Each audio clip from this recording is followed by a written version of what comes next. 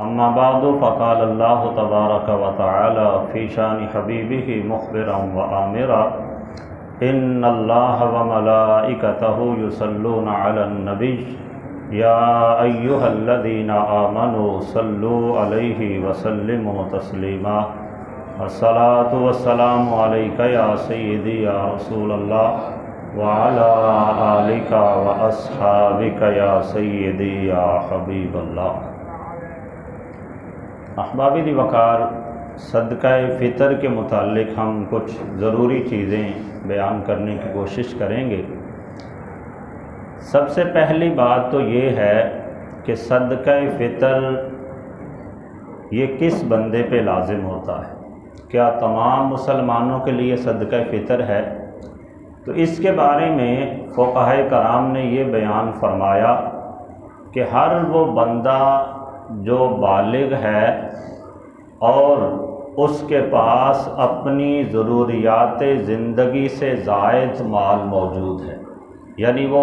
ज़रूरियात ज़िंदगी से ज़ायद माल है और वो निसाब की मालियत को पहुंच जाए, कम व बेश 52.5 तोले चांदी या 7.5 तोले सोना। आजकल आम तौर पे चांदी के हिसाब से ही निसाब अकाउंट किया जाता है, तो ये कम व बेश 1,35,40,000 रुपये की अमाउंट बनती है। तो जिस बंदे के पास अपनी ज़रूरियात ज़िंदगी से ज़ायद कम व बेश इतनी मालियत नकदी शक्ल में मौजूद हो या दीगर घर के अंदर जो ज़रूरी इस्तेमाल के अलावा चीज़ें हैं, इस तरह की दीगर चीज़ें मौजूद हों, तो ऐसा बंदा सदका फ़ितर के लिए साहिब निसाब कहलाएगा और इस बंदे के लिए लाजिम होगा कि ये सदका फ़ितर अदा करे। आजकल माशरे में ये भी देखने में आता है, कई लोग ख़ुद लोगों से ज़कात का मुतालबा करते हैं कि हमें ज़कात दी जाए, लेकिन जब सदका फ़ितर की बारी आती है तो वो ख़ुद सदका फ़ितर दे रहे होते हैं। तो ऐसा नहीं है कि हर बंदे के ऊपर ही सदका फ़ितर लाजिम हो।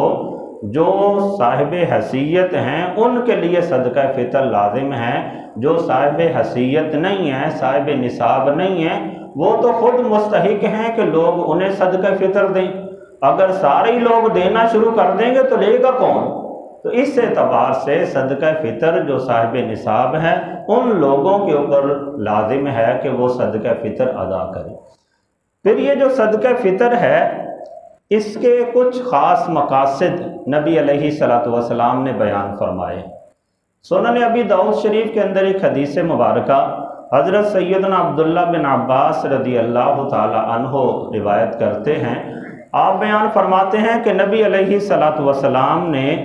इरशाद फरमाया, या नबी अलैहिस्सलातु वस्सलाम ने रोज़े को फ़हश बातों, फ़हश कलाम और इस तरह की फ़हश चीज़ों से पाक करने के लिए हमारे ऊपर सदका फ़ितर लाजिम किया। और दूसरा ये बयान किया कि नबी अलैहिस्सलातु वस्सलाम ने गरीबों और मोहताजों के खाने वगैरह का बंदोबस्त करने के लिए और उन्हें अमीरों के साथ खुशियों में शरीक करने के लिए सदका फ़ितर को लाजिम किया। तो यहाँ पे गोया कि ये दो बड़े मकसद हो गए सदका फ़ितर को लाजिम करने के। एक मकसद ये है कि रोज़े की हालत में बाज़ औक़ात बंदे से कोई फ़हश कलामी हो जाती है, कोई रोज़े के अदब के ख़िलाफ़ काम सर अंजाम हो जाता है, तो जब बंदा सदका फ़ितर अदा करता है तो उसका रोज़ा इस तरह की फ़हश कलामियों वगैरह से पाक और साफ़ होकर अल्लाह की बारगाह में पहुँचता है। और दूसरे नंबर पर फरमाया कि सदका फ़ितर का जो दूसरा ख़ास मकसद है वो ये कि मुआशरे के अंदर बहुत से ऐसे लोग मौजूद होते हैं कि जिनके पास खाने पीने का बंदोबस्त नहीं है, तो सदका फ़ितर के ज़रिए उनके खाने पीने का बंदोबस्त हो जाता है। या कई लोगों के पास खाने पीने की कुछ अशिया तो मौजूद हैं, लेकिन ईद वगैरह के मौका पर अच्छा लिबास बनाना है, साफ़ सुथरा लिबास बनाना है, अपने बच्चों को عید کی خوشیوں کے اندر شریک کرنا ہے تو ان کے پاس مال نہیں ہوتا، تو صدقہ فطر کے ذریعے گویا کہ غریب لوگوں کو امیروں کے ساتھ خوشیوں میں شامل کرنے کا ایک موقع دیا جاتا ہے۔ تو یہ اس کے دو بڑے مقصد ہیں، ایک تو روزے کو جو روزے کے ادب کے خلاف چیزیں بندے سے سرزد ہوئیں ان سے پاک کیا جاتا ہے، اور دوسرا اس کے ذریعے غریبوں محتاجوں کے لیے کھانے پینے کا اور ان کے لیے امیروں کے ساتھ خوشیوں میں شریک ہونے کا ایک بندوبست کیا جاتا ہے۔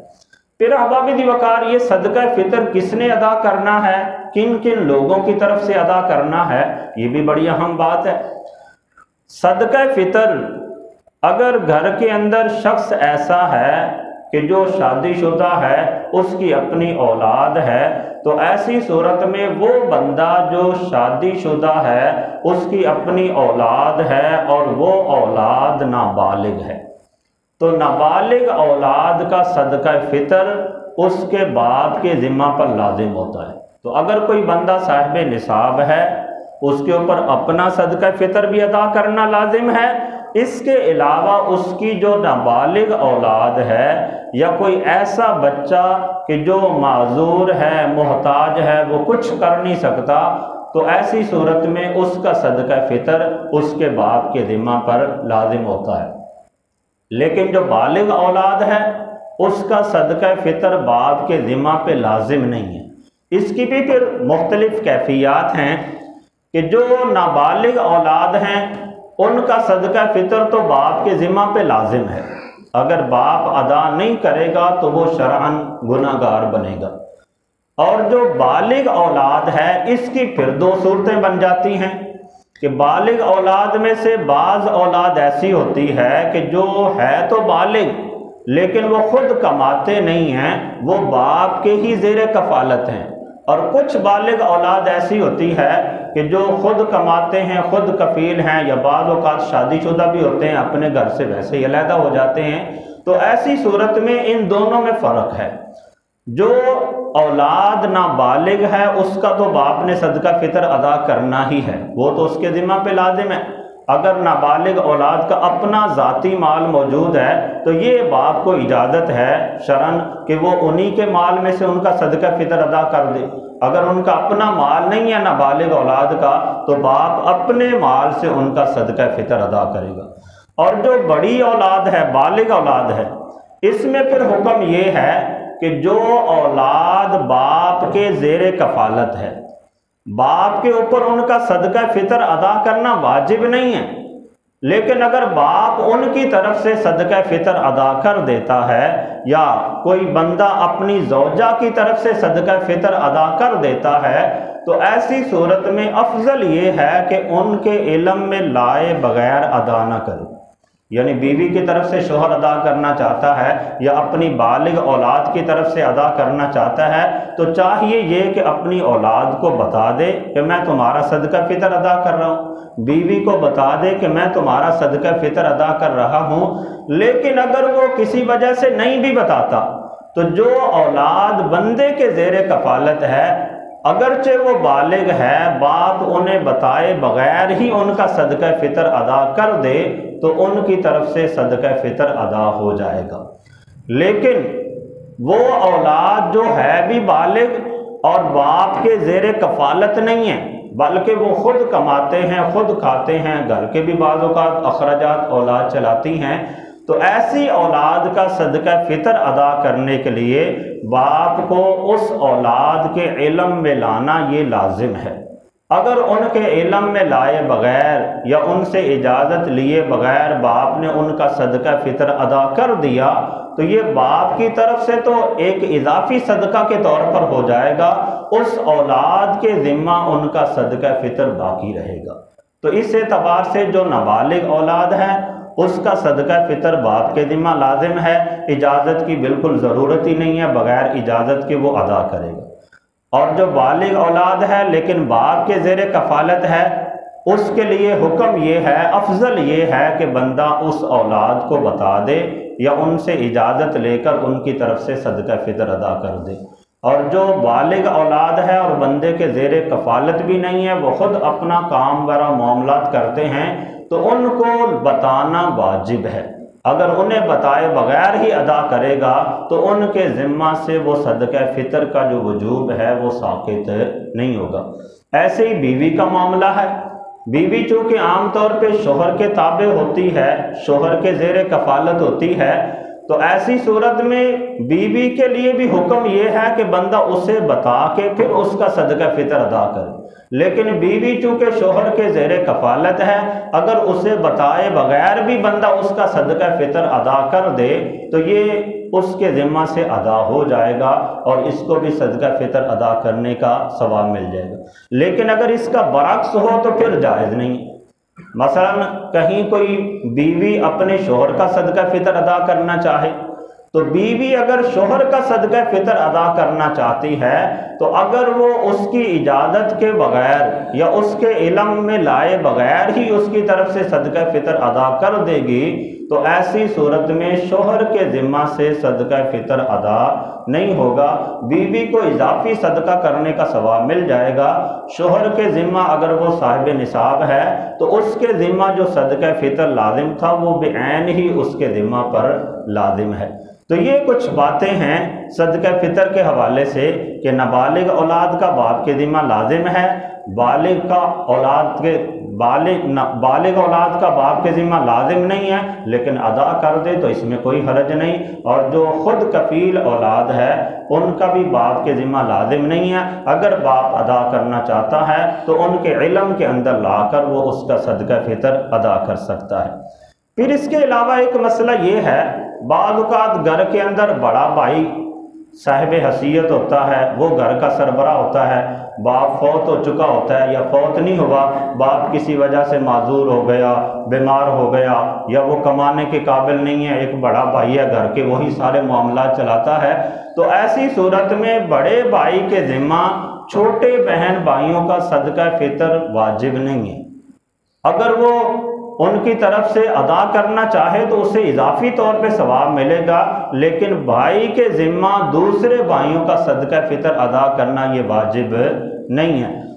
اور اگر بھائی آپس میں بڑے ہیں تو ایسی صورت میں اگر کوئی بھائی دوسرے بھائی کا صدقہ فطر ادا کرنا چاہتا ہے تو اس کے لیے بھی اجازت لینا یا اس کے علم کے اندر لانا لازم ہے کہ اسے بتا کے پھر اس کی طرف سے صدقہ فطر ادا کریں گے تو ادا ہو جائے گا۔ اور اگر انہیں بتایا ہی نہ، ایسے ہی ایک بھائی نے سب کی طرف سے صدقہ فطر ادا کر دیا تو جو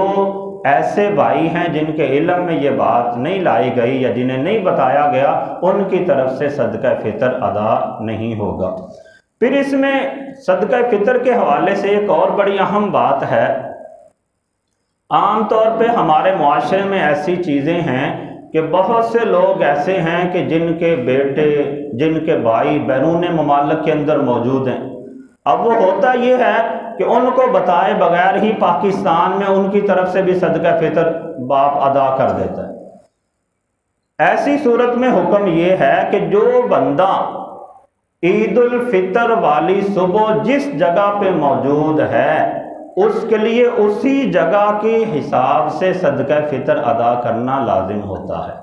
جو بندہ بالغ ہے وہ جس جگہ پہ موجود ہے اسی جگہ کے حساب سے اس کے ذمہ پہ صدقہ فطر ادا کرنا لازم ہوگا۔ تو اب اگر ایک بندہ سعودی عرب کے اندر مثال کے طور پہ موجود ہے، وہ خود بالغ ہے، خود کماتا ہے، معاملات کرتا ہے، اور باپ نے یہاں پہ پاکستان میں رہتے ہوئے جیسے پاکستان کے حساب سے اپنے دیگر بچوں کا 300 روپے کے حساب سے صدقہ فطر ادا کیا، اس کی طرف سے بھی ادا کر دیا، تو ایسی صورت میں ادا نہیں ہوگا۔ ایک بات تو یہ کہ اس سے اجازت نہیں لی گئی، اب اگر اجازت لی گئی ہے تو پھر بھی ایک اہم مسئلہ ہے، وہ یہ کہ وہ سعودی عرب کے اندر رہ رہے ہیں۔ اگر آپ یہاں پہ اس کی طرف سے 300 روپے ادا کر دیتے ہیں تو وہاں پہ ممکن ہے گندم کا ریٹ اس سے زیادہ ہو، تو اگر تو آپ مثلا اس کے صدقہ فطر کے طور پر 2 کلو گندم دے دیتے ہیں، بعین ہی گندم یا اٹا یا کھجوریں 4 کلو دے دیتے ہیں یا 4 کلو جو دے دیتے ہیں یا 4 کلو کشمش دے دیتے ہیں، تو ایسی صورت میں تو چاہے ریٹ کا جتنا بھی فرق ہو کوئی ٹینشن نہیں ہے۔ اس کی طرف سے صدقہ فطر ادا ہو جائے گا۔ لیکن اگر آپ نے پیسے دینے ہیں تو پھر جس چیز کا حساب لگا کے آپ پیسے دے رہے ہیں اس کے ریٹ کا حساب اس جگہ کے اعتبار سے ہوگا جہاں وہ شخص موجود ہے۔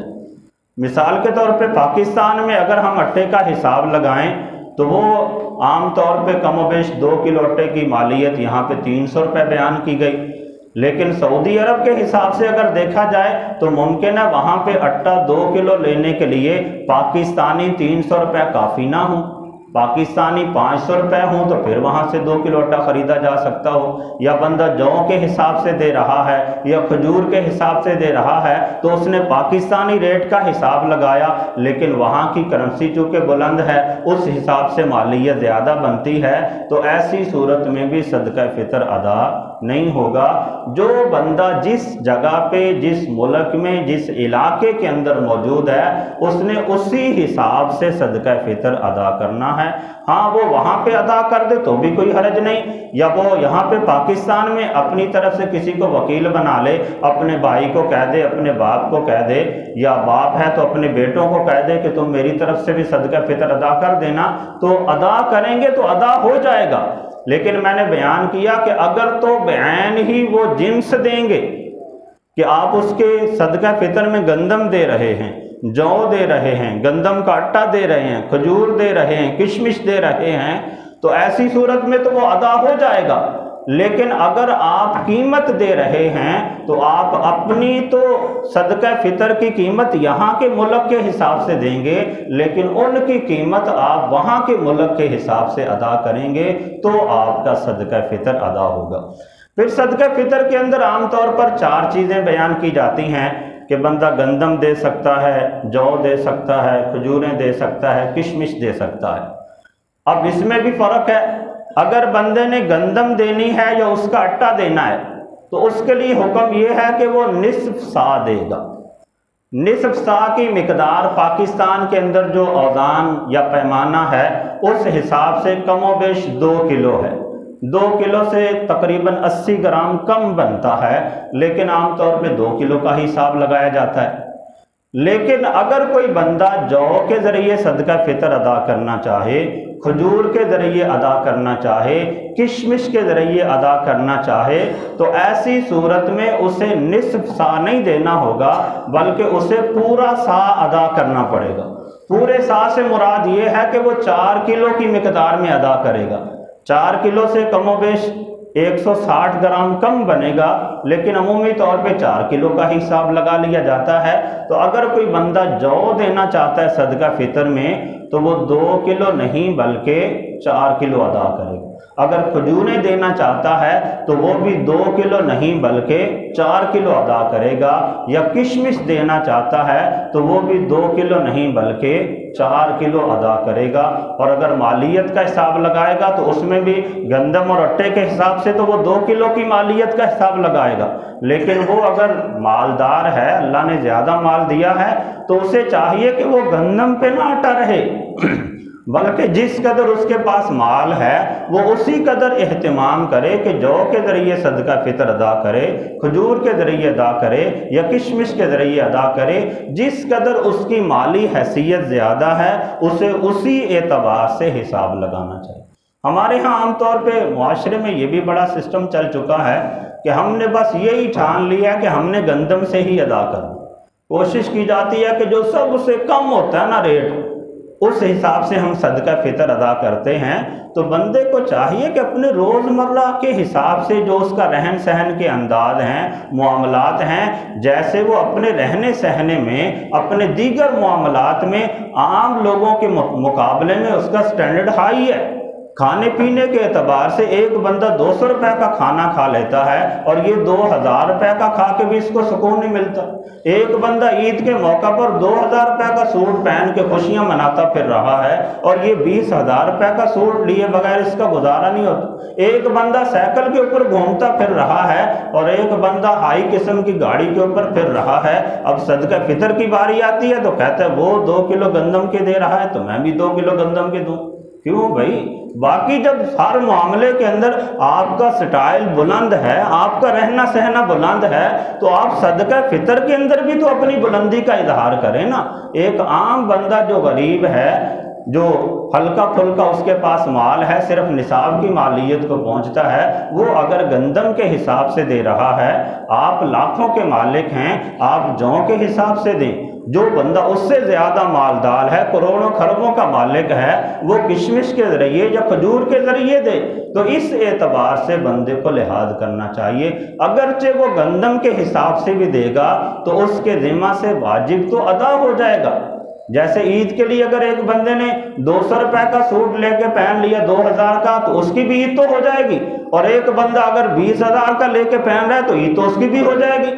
लेकिन दोनों के रहन सहन के अंदर, मामलात के अंदर फ़र्क है। तो जैसे आप दीगर मामलात के अंदर अपने आप को अच्छा समझते हैं, मालदार समझते हैं, आपकी हर चीज़ मयारी होती है दूसरे लोगों के मामले में, तो सदका फितर के अंदर भी आपका मयार दूसरे लोगों से बुलंद होना चाहिए। तो बारकैफ बहुत सारी बातें मज़ीद की जा सकती हैं, तकरीबन जो ज़रूरी मामलात थे वो मैंने बयान कर दिए। अल्लाह ताला की बारगाह में दुआ है कि रब ताला हम सबको दुनिया व आखिरत की भलाइयाँ अता फरमाए और शरई अहकामात को कमा हक़्क़ुहु समझ कर अदा करने की तौफ़ीक़ अता फरमाए।